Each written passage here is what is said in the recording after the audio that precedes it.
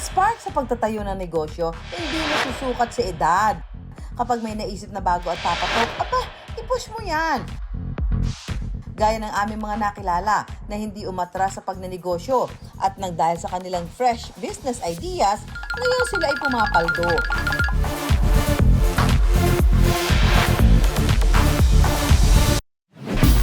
Hindi lang pagkain at drinks ang pwedeng mabili sa vending machine na instant at on the go. Pati phone case, available na rin. At hindi lang basta ready-made. Ang trip na design na gusto mo, caring-carry na customized at personalized.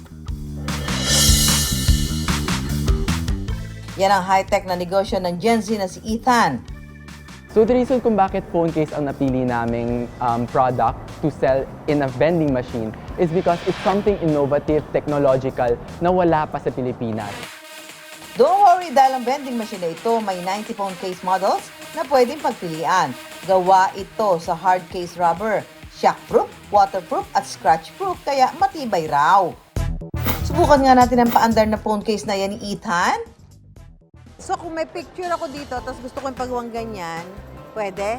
Yes po. Ito, dog ko. Pwede yan? Yes po. Ang una po natin gagawin is i-press po natin ang customize now.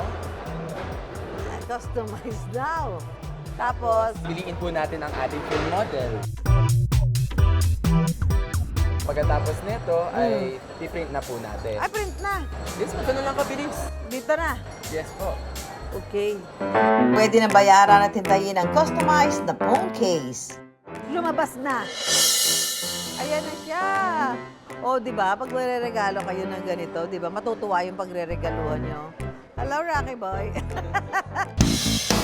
Pagka-graduate ng architecture, pinasok na agad ni Ethan ang pagnenegosyo. I always plan to be an architect to get my license first. And sabi ko, oh, dumating na yung opportunity. Why won't I take it? It's an opportunity of a lifetime. Ilang buwan matapos magsimula ang negosyo, nakapagtayo na ng iba't ibang branches si Ethan. Kung gusto mo ring sumakses gaya niya, ngayon nga ay open for franchise na rin ang kanyang negosyo. Kada buwan, umaabot sa 6 digits ang kanyang kinikita. It's always to trust your instincts. Especially sometimes we always doubt ourselves na tama ba tong ginagawa ko. Pero as long as yung isip natin at yung focus natin nasa isang bagay na gusto natin maging successful, makakamit rin natin ito. Hindi magpapahuli sa paandar ang pasabog na negosyo ni Ryan na nagsimula lang mula sa kanilang school project at ngayon kumikitang kabuhayan na. Magkano kita mo? Around 5 to 6 digits po per month. Pasabog talaga. Nagsimula ang bubble bath business ni Ryan nung senior high school pa lang siya. Kasi yung school professor namin, nag-request siya na maghanap kami ng business na unique. So, nag-research kami sa YouTube kung ano yung mga pwede naming simulan. And then doon ko na-discover yung bath bombs. Sinimulan ko siya after nung grade 12 with my capital of 1,700 nung baon ko nun. Pero naging madulas daw ang swerte sa simula. Inabot daw ng halos 1 taong trial and error bago niya na perfect ang kanyang produkto. Kahit daw hindi lahat ay may bathtub sa Pilipinas, unti-unti raw pumatok at nakilala ang produkto niyang bath bombs. Hanggang sa hindi na lang pa isa-isa ang benta, pati mga hotel at spa. Kumukuha na rin ng bath bombs kay Ryan. Ngayon, itatry natin kung paano nga ba ginagawa ang bath bombs. Ang gagawin natin, ang bestseller nilang lavender bath bomb na may 2 kulay.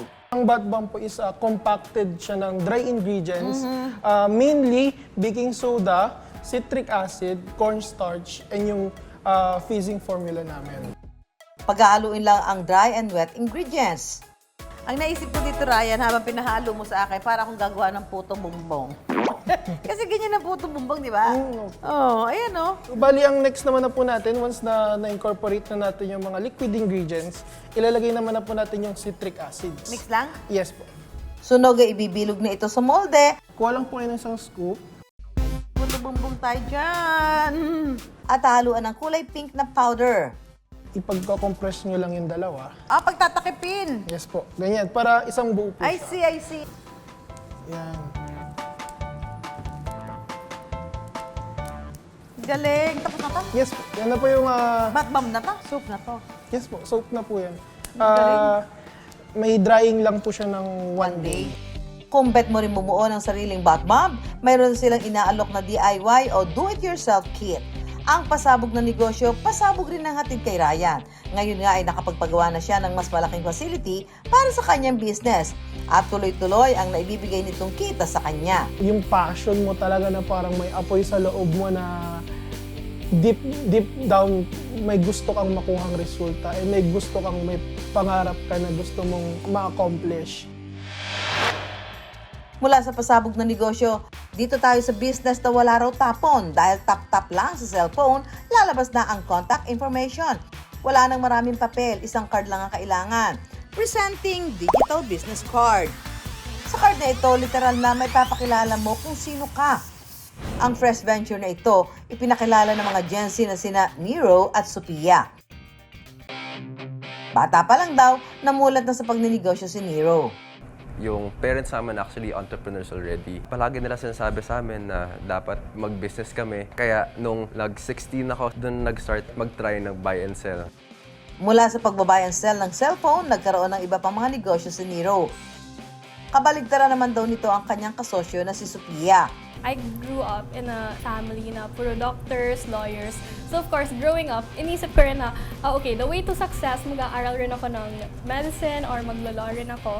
Pero nagbago ang pananaw ni Sophia nang makilala ang business-minded na si Nero. Gamit ang 50,000 pesos na puhunan, sinimulan nila ang negosyong digital business cards.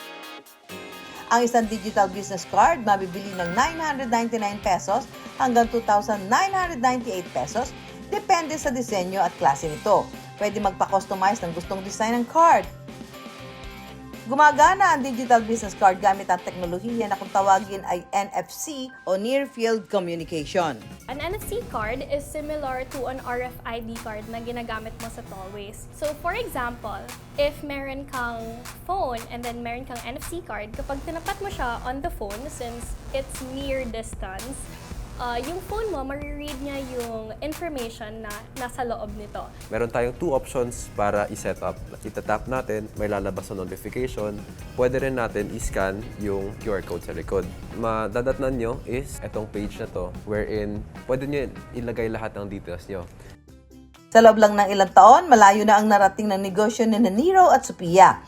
Kumikita na sila ng nasa 7 digits kada buwan at nakapagpundar na rin ng mga ari-arian. Nung umpisa sa bahay lang kami, sa home office, mayroong point na nasa coffee shop lang kami nagtatrabaho. And then right now, syempre, as the team is growing, and that's why we got the office here in Pasig. Kung bagong ideya lang ang usapan, ang mga bata negosyanteng ito hindi magpapaiwan. Kaya kung mayroon kang gustong pagkakitaan, abay wag nang mag-atubili na ito'y simulan.